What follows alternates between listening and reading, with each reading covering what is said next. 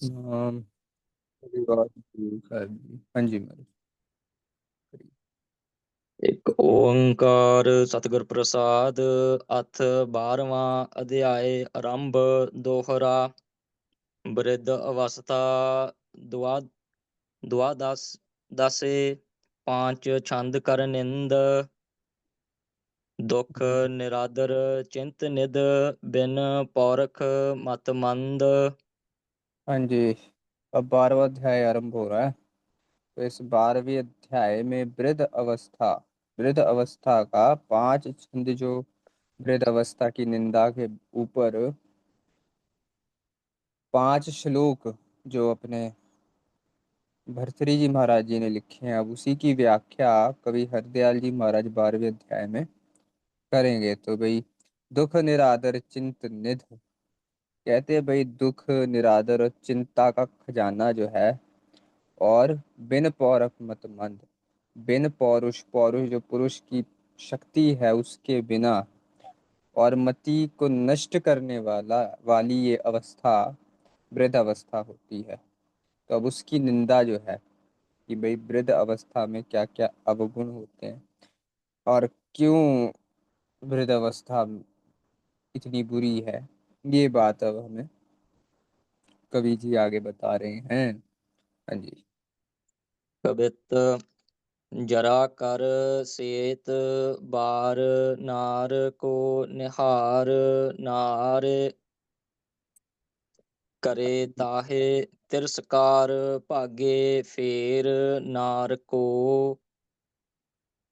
हाँ, कहते भाई, जरा कर सेठ, जब बुढ़ापा देखती है ना स्त्री, जब आपके सेत बार, जब केश आपके चिट्टे हो जाते हैं और गर्दन आपकी झुक जाती है, सर के ऊपर आपके देखती है भाई इसके केश जो है सफेद हो गया, तो फिर जो आपकी स्त्री है वो निरादर करती है उसका। जो भी स्त्रियां होती फिर उस बूढ़े का निरादर करती हैं कि भाई ये बुढ़ा पति जो है अब मुड़ मुड़ के हमें बुला रहा है। तो फिर अब वो उसे देख देख के फिर वो तिरस्कार करके भागे फिर नार को, फिर वो भाग जाती है। हाँ। ਹਾੜ ਘਟੀ ਰਜਨਾਰ ਮੰਦਰਸ ਹੇਰ ਡਾਰ ਬਿਪਰ ਨਾਰ ਬ੍ਰਿਧ रूप कूप चमयार को। कहते हैं, जिस तरह ब्राह्मण की स्त्री किसी चमार चमार के कुएं के पास चली जाए, तो चमार वो होते हैं भाई जो चमड़ी का काम करते हैं, जानवरों का लेदर निकालते हैं। तो उनके कुएं के आसपास आपको हड्डियां, सड़ा हुआ मांस, ये सभी पड़ा मिलेगा। तो जब वो उधर जाती हैं, तो जब वो उनके उसके पास आपको चमड़ा सूखता हुआ भी मिलेगा, स्किन। तो जब वो, मान लो एक ब्राह्मण स्त्री चमार के खूह के पास चली गई, तो वहां उसे क्या हड्डियां दिख रही हैं? उसके पास उसे अ, पड़े हुए मांस के टुकड़े और नसें और ये सब चीजें पड़ी हुई दिखती है, तो फिर वो डर जाती है। क्योंकि ब्राह्मण तो एक अलग मर्यादा से रहते हैं, शाकाहारी जीवन बिताता है, उन्होंने तो कोई मांस नहीं देखा होता। और मान लो उनकी स्त्री किसी चमयार के जो चमड़े का काम कर रहा है, जानवरों की स्किन काट काट के उसके चमड़े को बना रहा है, और हड्डियां भी वहीं फेंकेगा वो। तो जब वो स्त्री उस चमार के खूह के पास जाकर के ये सारा नज़ारा देख ले, तो कैसे वो डर करके भागेगी वहां से? तो डर करके फिर वो वहां से भागती है। दाहे तीन ताप पान नैन बैन ज्ञान कान तजे ताहे मान आद जो उदार दार को। कहते हैं, इसी तरह जब आपका बुढ़ापा आ जाता है, तो आपके जो ये 3 ताप रूपी जो कह लो सूरज है, ये आपके शरीर को जब जला देता है, आपका शरीर तीनों ताप करके अब कमजोर हो गया है ना। फिर नैन, आपकी आंखें कमजोर हो गई, आपसे बोला नहीं जा रहा, बुद्धि कमजोर हो जाती है, कान कमजोर हो जाते हैं, सुना नहीं जाता। तो जब आपका शरीर पूरी तरह से क्षीण हो जाता है, कमजोर हो जाता है ना, सब ये आपको छोड़ के चले जाते हैं, आपके कान, आपकी वाणी, आपका ज्ञान। तो उस समय क्या होता है, उस आदमी को, उसकी स्त्री भी जो है ना, जो उदारजन है, वो तो अपने आप से ही भाई संन्यास की अवस्था ग्रहण कर लेते हैं कि भाई अब हम संन्यास हैं। पर जो नहीं करते उनको वो स्त्री छोड़ के चली जाती है। वही चीज आगे बता रहे हैं। हाँ जी। तजे ताहे मान आदि ज्यों उदार दार को। तो जो अपना मान भी आपका त्याग हो जाता है, क्योंकि आपके पास अब ज्ञान नहीं रहा, आपके पास शक्ति नहीं रही। तो जो उदार जन है वो तो अपनी स्त्री का और अपनी इन सब चीजों का त्याग करके वो भक्ति में लग जाते हैं। हाँ, आगे। अहो कष्ट जीव दुष्ट तजे, न अनिष्ट अजे, नारी तजे तन मन भजे, अजे नार को। पर जो आम बंदा है उसके लिए बड़ी दुख की बात ये है कि भाई जो दुष्ट जीव है, जो अपने गलत कर्मों को नहीं छोड़ पा रहा, उस पे जब बुढ़ापा आता है और उसके साथ ये सब अ, उसके साथ जब ये सब अ, बीतता है, उसके ऊपर बुढ़ापा आता है और उसका शरीर कमजोर हो जाता है, तो उस समय वो अपने मन से अपनी उस स्त्री को छोड़ नहीं पाता। उसकी स्त्री भले ही उसको छोड़ के चली जाए, या जिन स्त्रियों को के ऊपर उसका कभी बहुत जोर हुआ करता था, वो स्त्रियां उसे छोड़ के चली जाएं, तो उसका मन जो है वो अभी भी इस बुढ़ापे में आकर भी, क्योंकि सारी उम्र का अभ्यास उसका ऐसा रहा कि जो ये स्त्रियां हैं, ये यही उसने हमेशा विचारी, काम की ही उसने हमेशा विचार करी। तो वो काम का त्याग नहीं कर पाता, भले ही उसका शरीर क्षीण हो गया, शरीर उसका कमजोर हो गया। जिन स्त्रियों पे उसका कभी कब्जा माने बैठा था, वो स्त्रियां भी उसे छोड़ के चली गई, पर मन करके वो कभी भी स्त्री को छोड़ नहीं पाता, तो अत्यंत दुख को प्राप्त होता है। आगे। वाहिगुरु। द्वया छंद व्याघ्री के सम स्थित होकर, जरा अतस्था करत प्रहार। आ, कहते हैं भाई रोग जो है ना बुढ़ापे में, वो बहुत ही ज्यादा व्याघ्री, मतलब व्याघ्री मतलब बुढ़ापे में क्या होता है, ये बीमारियां जो है ये आकर के आपके सामने खड़ी हो जाती है, और आपको जरा अथवा करत प्रहार, फिर बीमारी आप पे आकर के अनेक अनेक तरह से रोग जो है आपके ऊपर आकर के प्रहार करते हैं। बुढ़ापे में तो कितने रोग इंसान को लगते हैं और परेशानी होता है, तो रोग आकर उसको उसके ऊपर प्रहार करते हैं आके। वाहिगुरु। तीखण क्रूर नखाग्र रोग कर, प्रत ताड़त तन को बल धार। रोग ऐसे हो जाते हैं, मान लो कोई एक बड़े तीखे नखून वाला जानवर आकर के आपके ऊपर वार करे, तो शरीर को कितना दुख होता है। ऐसे ही रोग जो है वो ऐसे ऐसा रूप धारण करके आके आपके ऊपर हमला करते हैं कि आपके शरीर को अत्यंत कष्ट होता है। प्रतताड़त तन को बलधार, आपके शरीर को ये रोग जो है अत्यंत बल धारण करके आपके शरीर को हमेशा जो है वो ताड़ना करते हैं, आपको टॉर्चर करते हैं आपके शरीर को। उचित अवध पर स्रवत सतत, इव फूटे घट ते छूटे बार। कहते उम्र भी आपकी जो है वो बीतती जाती है इस कष्ट में, जैसे घड़े में एक छेक हो जाए और उससे जल निकलता रहता है निरंतर। ऐसे ही आपका जो दुख है वो आप पे इतना पड़ता है कि आपकी उम्र ऐसे ही निकलती जाती है और रोग आपको ऐसे ही हमला आपके ऊपर करते रहते हैं। लोक सो अहित तदप आचर है, अहो करे हित ठांगी कार।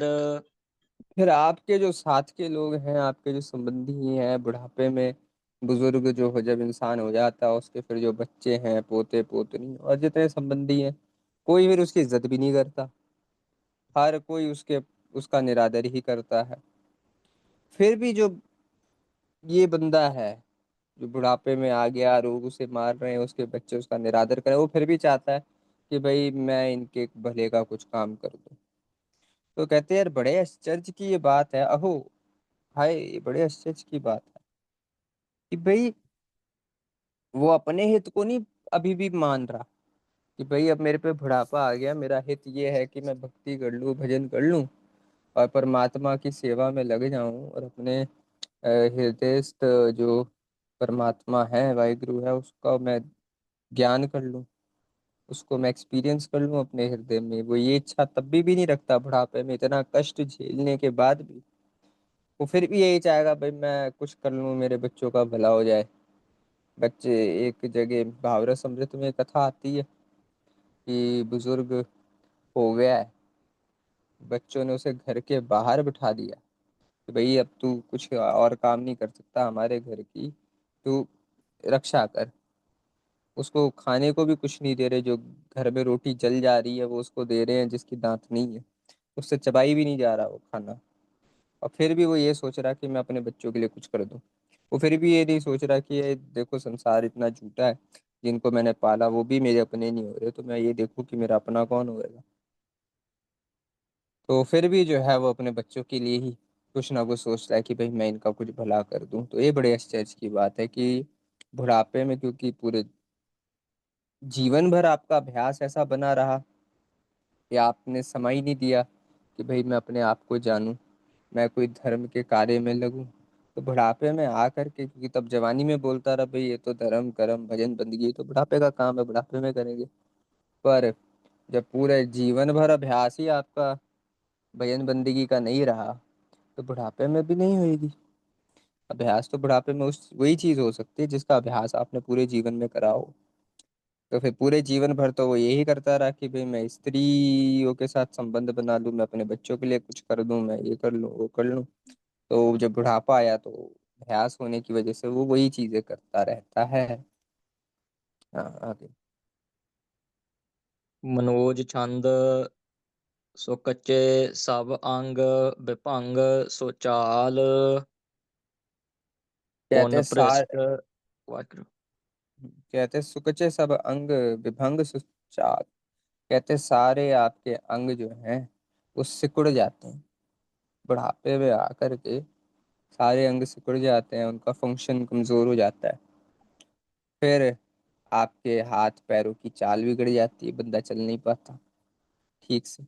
आगे। पुन पृष्ठ समष्ट भई रदमाल। कहते हैं आपके दांत और सब जो है खराब हो जाते हैं, गिर जाते हैं। आगे। दुत लोचन की सब मोचत असत, नह कान सोए कल्याण समस्त। कहते हैं दुत लोचन की जो दोनों आंखें हैं आपकी, वो उनकी ज्योत भी खत्म हो जाती है। अब उससे पानी गिरता रहता है आंखों से बुजुर्गियत में। फिर जो कान हैं आपके, वो चंगी तरह आप सुन नहीं पाते हो, कान भी कमजोर हो जाते हैं, इंद्रिय कमजोर हो जाती हैं आपकी। आगे। मुख मद भई कफ बृध महान, एह हेत सो दुख गता गत प्राण। मुख प्राण में मुख में आपके गले में जो कफ है, बलगम है, म्यूकस है, वो बढ़ जाता है। इस वजह से बंदा ठीक से बात नहीं कर पाता, सांस नहीं ठीक से ले पाता बुढ़ापे में। ए हेत सुदुख गतागत प्राण। कहते हैं इस कारण से प्राण को बड़े दुख होते हैं। अब सांस ठीक से नहीं ले पाता, गले में म्यूकस जम गई तो सांस लेने में दिक्कत है, प्राणों पे दिक्कत आती है, इस कारण बोला नहीं जाता, खाया नहीं जाता, तो अत्यंत दुख को प्राप्त करता है। कछ जाचन हेत मुखो जब वाच, जन बुंद बके तब वाक वाच। फिर देखो, फिर जब वो कुछ बुढ़ापे, बुढ़ा कोई कुछ मांगने जाता है, तो मेरे को ये दे दो, या आप रोटी सख्त दे दी, कुछ मुलायम दे दो, मेरे से चबाया नहीं जा रहा, तो संबंधी लोग कहते हैं भाई चुप होके बैठ जा, तो हमेशा बोलता रहता है। यार बड़ी बकवास करता है यार ये हमारा बूढ़ा। तो ये कह करके उसको चुप करा के बैठ देते हैं, मतलब उसकी समझता उसको कोई नहीं है बुढ़ापे में आकर के। आगे। पलना ललना मिलना जो न तजंत, वह नाहे की सेव को नाहे करंत। फिर जो स्त्री आपके जवानी के समय आपकी इतनी सेवा करती थी, पल भर आपको छोड़ती नहीं थी, जो वो भी जब बुढ़ापा आता है तो वो भी सेवा नहीं करती पति की, वो भी छोड़ देती। अब पहले के जमाने में ये होता था कि हमेशा पति तो बहुत उम्र ज्यादा होती थी, पत्नी की कम होती थी। तो इसलिए यहाँ पे ये वाला कंटेक्स्ट दिया है कि भाई जो बीवी आपकी जवानी में आपकी सेवा करती थी, जब आपका बुढ़ापा आ गया तो वो भी सेवा नहीं करती। पुन जीरन आहुक आउख मानुख जोए, निज पुत्र भी सम सतर विलोए। कहते देखो, जिसके लिए आपने सब कुछ करा, जो आपका पुत्र था, फिर वो भी जब आपके बुढ़ापा आ गया तो पुत्र भी आपके शत्रु के समान हो जाता है।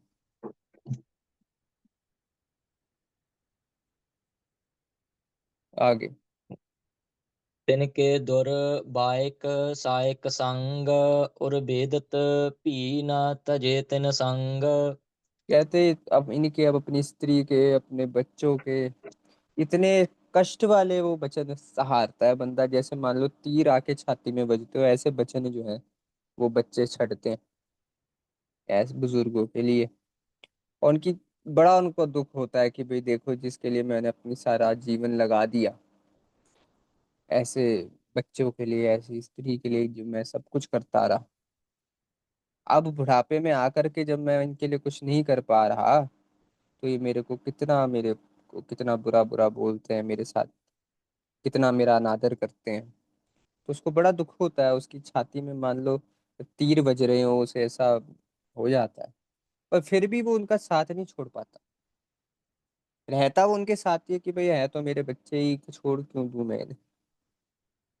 तो वो साथ भी नहीं छोड़ता, और रह करके उनके साथ अत्यंत दुख को झेलता भी है। हाँ जी। इत रीत बतीत भई सब आओ, न अजे भी तजै निज मंद सुभाओ। कहते देखो, इस तरह उसकी सारी उम्र बीत गई इसी रीति से। पर अत्यंत दुख की बात है कि इतना दुख झेलने के बाद भी, जवानी में तो चलो अंधा था कि भाई मेरे पे सब कुछ है, फिर बुढ़ापे में जब सब कुछ छीन लिया गया, और फिर जिनके लिए उसने इतना सब कष्ट सहाया जवानी में, इतना उनने पाप भी करा जिनको पालने के लिए, ऐसी स्त्री, ऐसे बच्चे, ऐसे पोते पोतरे,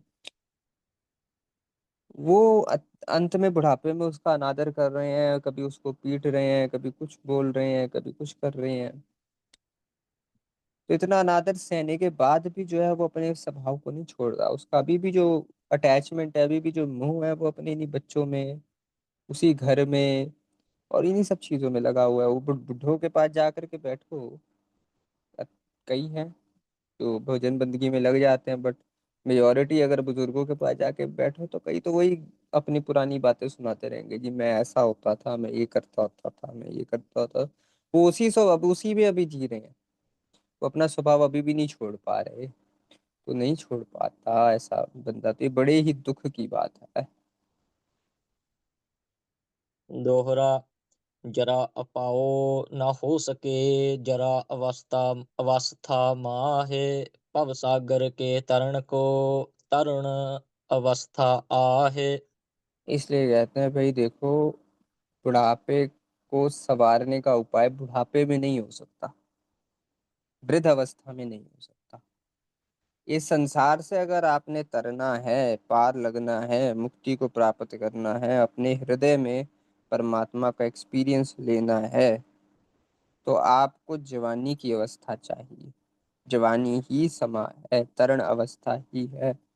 बुढ़ापे में आप भक्ति भी नहीं कर सकते, आप ज्ञान मार्ग भी नहीं अपना सकते, आप योग मार्ग भी नहीं अपना, कोई भी मार्ग आप बुढ़ापे में नहीं अपना सकते।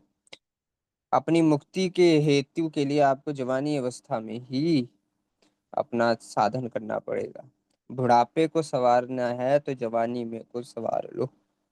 बुढ़ापे को संवारने के लिए बुढ़ापे का इंतजार ना करो, क्योंकि बुढ़ापे में बुढ़ापा नहीं संवारा जा सकता।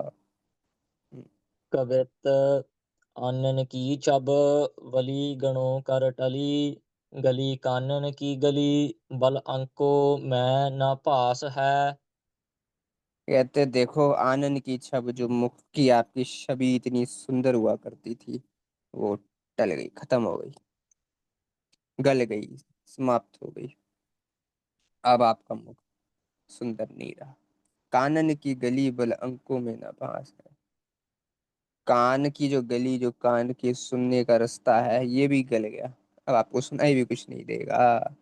अंकों में ना भास है। शरीर में जो ये स्किन है, इसमें कोई अब वो नहीं रहा, सेंसेशन।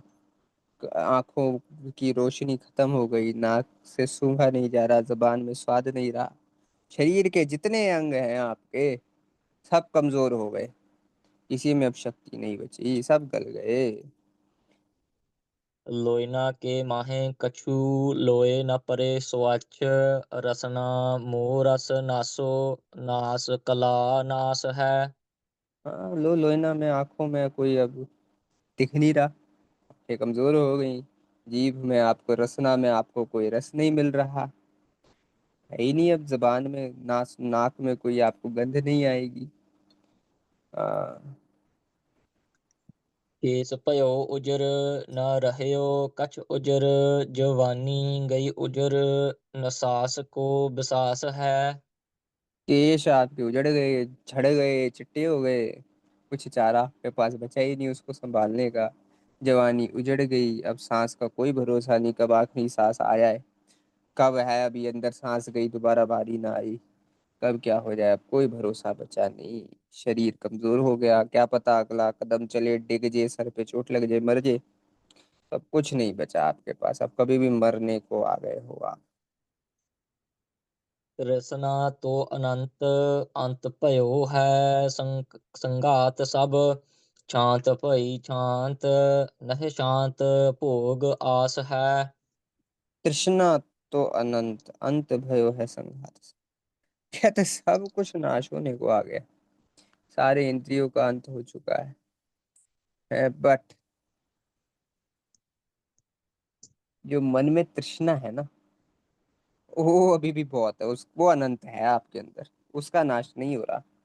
शरीर के सारे इंद्रिय नाश हो गए, सारे आपके शरीर के अंदर के अंगों ने भी काम करना कम कर दिया है ना, आपकी अब किडनी चल रही, ना लिवर चल रहा, ना पेट ठीक है, ना आते ठीक है। दिमाग भी आपका कमजोर होने लगा, भूलने लगे हो हर चीज।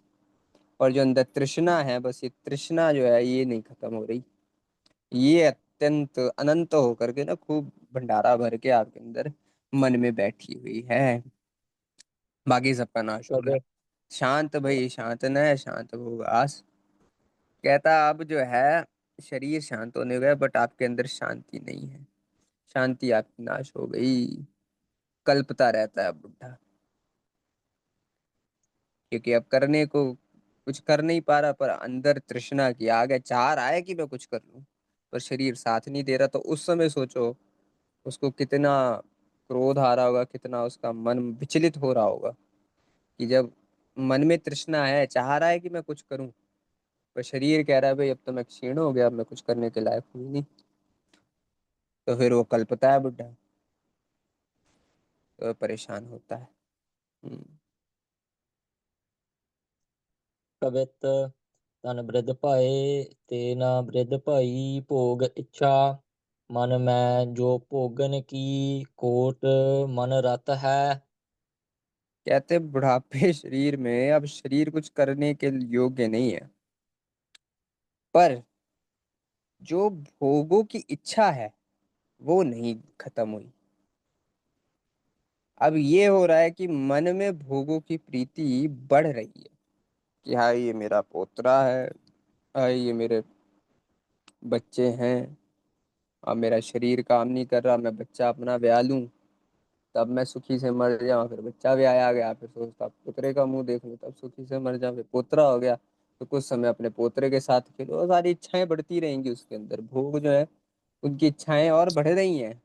वो जो कम होनी थी बुढ़ापे के साथ, वो नए नए और भोग की इच्छाओं को अंदर बढ़ा रहा है उसके। तो शरीर उसका कमजोर हो रहा है, पर भोगों की इच्छा नहीं बुढ़ी हो रही, वो और बढ़ रही है। हम्म। तने सने उत्थान लोचन की दुतहान, मानव को बहुमान, हान भयो अत है। धीरे धीरे उसके शरीर के जोड़ों ने भी काम करना बंद कर देते हैं। मुश्किल होती है, घुटने कमजोर हो जाते हैं, अर्थराइटिस हो जाता है, आंखों से दिखना बंद हो जाता है, जोत नाश होने लग जाती है। बड़ी मुश्किल से देख देख के लोगों को पहचानता है भाई कौन है, दिख नहीं रहा ठीक से। ये सब होने के साथ साथ फिर जितना जो आपका अहंकार था अंदर, जो आपकी सोसाइटी में जितने आपके लोग इज्जत करते थे, जो आपका मान था, वो भी नाश होने लग जाता है। वो भी नाश होने लगा बुढ़ापे के साथ। अब कोई आपको सुनता नहीं। जो कभी आपसे डरते थे, वो भी अब आपकी इज्जत नहीं करते आगे। सखे सम वैस वारे, प्राणो वत जेई प्यारे, कब के पधारे नाक, देख ऐसी गत है। जितने आपके दोस्त थे, जो आपके प्राणों से भी प्यारे थे, आए मेरा बेस्ट फ्रेंड, आए मेरे दोस्त, आए मेरे यार, ये सब देखो अब कब के वो स्वर्ग को सिधार गए। ऐसी तो गति है संसार की भाई। सब मरते हैं, कोई किसी के साथ तो जाता नहीं है। हर कोई अपनी मौत आप मरता है। कोई साथी उसमें है नहीं, तो सारे आपके दोस्त, जो आपके प्राणों से भी प्यारे मित्र थे, वो सब आपको छोड़ छोड़ के चले गए। अब आप अकेले बैठे हो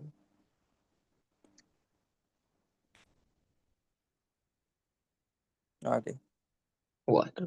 अहो अजय नीच, निज मीच, बीच हांसी भजे, जीवन चाहत मृत, जीव ना चाहत है। अब देखो, अफसोस की बात है भाई, नीच बंदा अपनी मौत में भी ना एक मजाक बना के बैठा होता है। चाहता वो ये है कि वो भी और जी जाए, मरना तो चाहता ही नहीं है।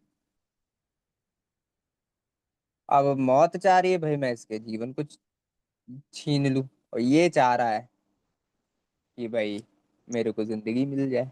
तो बुढ़ापे की अवस्था देखो कितनी अचंभित है कि वो जानता है कि उसने मर जाना है कुछ समय में।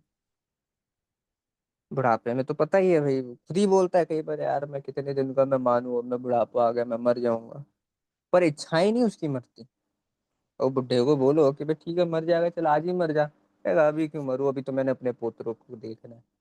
तो पोते पोतरी हो जाएंगे, फिर सोचेगा आज ये तो मैं इनके साथ खेलना है। अभी इसके माँ बाप काम पे जाते हैं, मैं बूढ़ा घर पे ही रहता हूँ, बच्चों को संभाल लूंगा, ये कर लूंगा वो कर लूंगा। तो इच्छाएं नहीं उसकी नाश होती। चाहता है मैं और जी जाऊं, और मौत बैठी होती है कि अभी लूंगा तेरे समान है दे, बस अब कुछ समय ही रह गया, मैं तेरा जीवन छीन लूं। तो मौत चाह रही है कि मैं जीवन लूं इसका, ये चाह रहा है कि मैं और जी जाऊं। भाई यही इच्छाएं करता रहता है वो। अभी भी वो ये नहीं सोच रहा है कि अब मौत बिल्कुल दस्तक दे चुकी है, कब्र में मेरे पैर है लटके हुए हैं, तो अब तो मैं भजन बंदगी कर लूं। और उस समय भी वो भजन बंदगी में उसका जी नहीं लगता। कभी किसी बुढ़े को ऐसे जा करके कह दो कि भाई महाराज राम राम कर लो, माला लेकर के, चार गालियां सुना के आपको बोल देगा कि भाई मैंने तो अपनी जवानी में बहुत कर लिया, अब तुम जवान हो तुम करो, अब हमने बहुत कर ली पूजाएं पाठ, हमने बहुत नाम जप लिया, अब हम बुढ़े हो गए, अब हमसे नहीं होगा ये। तो ऐसी बातें सुना करके आपको पलटा देगा।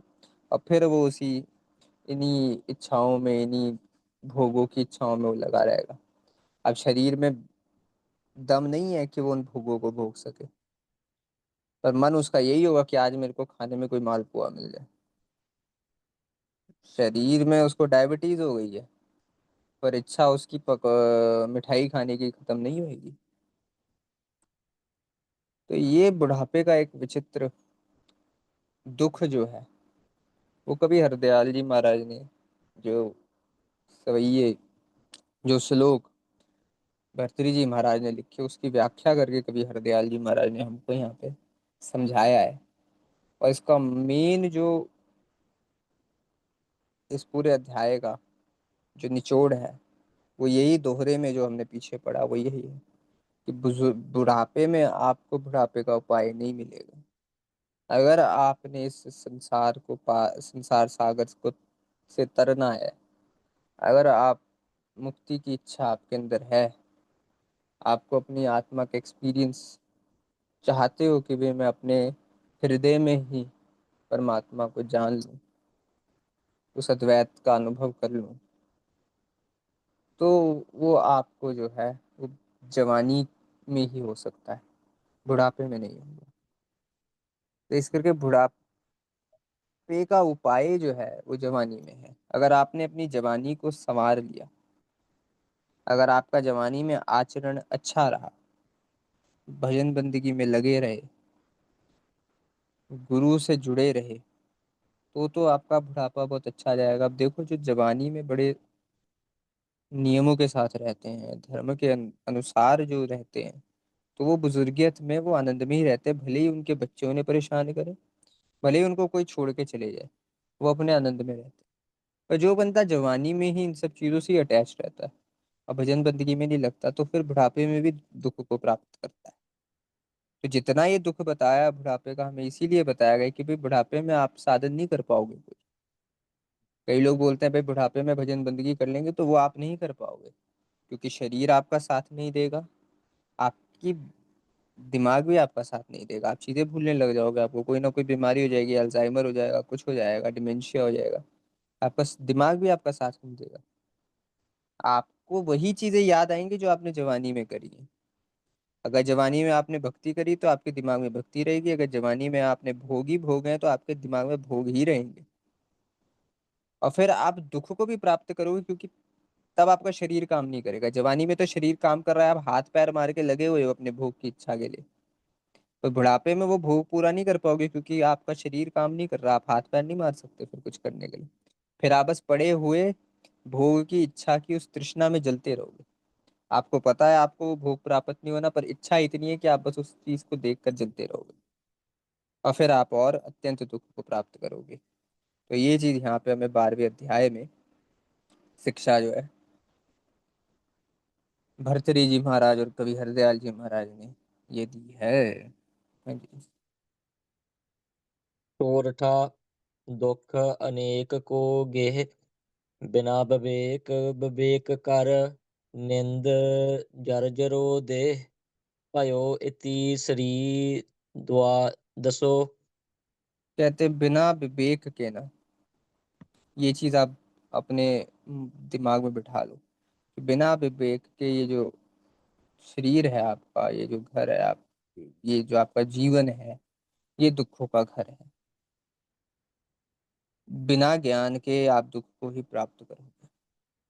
ये विवेक आपको रखना पड़ेगा अपने जीवन में, क्या परमानेंट है और क्या इम्परमानेंट है, क्या बीत जाएगा। जो परमानेंट है मेरे को उसकी उसको प्राप्त करना है, जो इम्परमानेंट है उसको प्राप्त करके कोई फायदा नहीं है, क्योंकि वो बीत जाएगा, वो आपके हाथ में आकर भी निकल जाएगा। पर जो परमानेंट है, जो आपके साथ हमेशा से है, जो है ही आपका, आप उसको पकड़ो। जो आपका है ही नहीं, जो खत्म ही हो जाएगा, जो असल में एग्जिस्ट ही नहीं करता, आप उसकी इच्छा क्यों कर रहे हो। जो परमानेंट है, जो आपका सच्चिदानंद स्वरूप है, जिसमें सारा सुख है, और वो है भी आपसे, कोई बखरा नहीं कि आपको कोई बाहर जाके मिलेगा, तो आपके साथ है, आप ही का असल स्वरूप है। तो आप उस चीज की प्राप्ति की इच्छा अगर करोगे, तो आपके जीवन में दुख नहीं रहेगा। पर अगर आप भाग रहे हो उन चीजों के लिए जो खत्म हो जाएंगी एक दिन, जो कभी आपके साथ रहेंगी नहीं, क्योंकि एग्जिस्ट भी नहीं करती जिस रूप में आप देख रहे हो उसे, तो अगर आप उसकी इच्छा करोगे, तो उसके उसको प्राप्त करने का दुख पहला है, स्ट्रगल। फिर उसको प्राप्त कर लिया आपने, मान लो वो आपके हाथ में है, तो आप ये सोचोगे भाई मेरे पास ही रहे, तो उसको बचाने का स्ट्रगल। फिर जब वो आपके हाथ से निकल ही जाएगी, क्योंकि वो एक तो है नहीं, इम्परमानेंट है, तो उसने निकल ही जाना है। जब वो निकल जाएगी, तो उससे बिछड़ने का दुख। तो तीनों अवस्थाओं में ही दुख है। पहले उसको प्राप्त करने में भी दुख है, उसको प्राप्त करके उसको संभालने में भी दुख है, फिर उसके खत्म हो जाने पे, उसके चले जाने पे, उससे बिछड़ने का, उसको गंवाने का भी दुख है। तो फिर बिना विवेक के अगर आप चलोगे तो दुख ही दुख है। पर अगर आपने विवेक कर लिया भाई, जो परमानेंट है, जो हमेशा से मेरे साथ रहा है, जो कभी भी मेरे को नहीं छोड़ता, वो अभी भी मेरे साथ है, जब मैं बच्चा था तब भी मेरे साथ था, जब मैं माता के गर्भ में था वो तब भी मेरे साथ था, और मैं इतनी 84 लाख योनियों से होके आया हूँ, वो हमेशा मेरे साथ रहा है।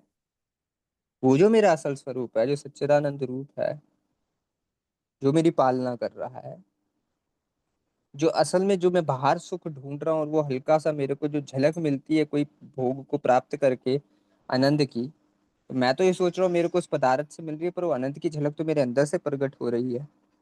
तो वो जो आनंद है, जो मेरे अंदर है, उसको मैं पकड़ूं, जो परमानेंट है। तो जब आप उस दिशा में चलते हो, उस पथ पे चलते हो, फिर आपको दुख नहीं लगता। गुरु की शरण आकर के जब आप, गुरु की कृपा से ही आपको प्राप्ति हो सकती है आपके असल स्वरूप की। जब गुरु नानक की शरण में आकर के जब आप चलते हो उस मार्ग पे, और इस विवेक को धारण करते हो, गुरु नानक कोई बाहर नहीं है। बाहर तो प्रकट हो रहा है क्योंकि मेरी दृष्टि बाहर मुखी है, पर गुरु नानक असल स्वरूप में तो मेरे अंदर ही विराजमान है। गुरु गोविंद सिंह असल स्वरूप में तो मेरे अंदर ही विराजमान है। तो उस मार्ग पे तब चलते हो, तब आपको दुख नहीं प्राप्त होता। जितने अनेक प्रकार के दुख, जितने हम संसार में बुढ़ापे का दुख, और जितना हम पीछे दुख विचार के आ रहे हैं, वो सब दुख उनके लिए है जो बाहर मुखी है, जो अविवेकी है। जो विवेकी है उसके लिए दुख नहीं है कोई। तो जितने ही अनेक दुख हम देख रहे हैं, संसार की बात करें, ये उसके लिए है जो विवेक से परे है। पर जो विवेक में है, जो विवेक को धारण करे हुए उसके लिए ये कोई दुख नहीं है। उसको दुख कभी छू भी नहीं सकता, क्योंकि वो तो अपने असल स्वरूप के को समझने में लगा हुआ है। संसार में आप बाहर देख लो, लगेगा कि भाई बहुत दुख को शायद प्राप्त कर रहा है, भाई इसके साथ हमेशा बुरा होता रहता है, हमेशा कुछ ना कुछ दुख झेलता रहता है। अगर हम बाहर मुखी से देखें, तो जितने हमारे पुराने सिंह हैं, उन्होंने अत्यंत दुख झेला। भाई कोई आरियों से कट रहा है, किसी को देग में उबाला जा रहा है, किसी को कुछ हो रहा है, किसी को कुछ हो रहा है। पर अगर आप उन सिखों से जाके पूछो कि क्या आपको कोई दुख है, वो मना कर देंगे नहीं। क्योंकि उनके अंदर ये विवेक है, वो जानते हैं कि ये शरीर में हो ही नहीं, दुख तो शरीर को हो रहा है, मैं तो असल स्वरूप में सच्चिदानंद रूप हूँ। क्योंकि उन्होंने उस विवेक को धारण करके उस मार्ग पे चल के उन्होंने असल सुख को प्राप्त कर लिया। अब उनके शरीर के साथ कुछ भी होता रहे, अब वो दुख जो हम देख रहे हैं, वो दुख दुख उनके लिए रहा ही नहीं।